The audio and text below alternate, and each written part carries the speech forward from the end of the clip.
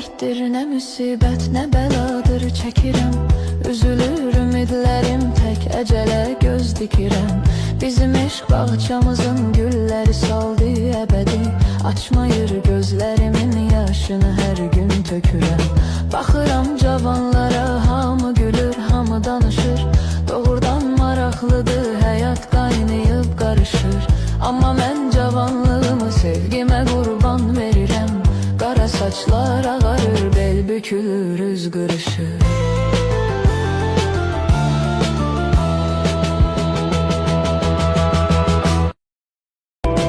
Bu nə dərddir, nə müsibət, nə bəladır çəkirəm.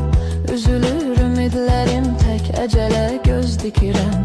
Bizim eşq bağçamızın gülləri saldı əbədi. Açmayır gözlərimin yaşını hər gün tökürəm.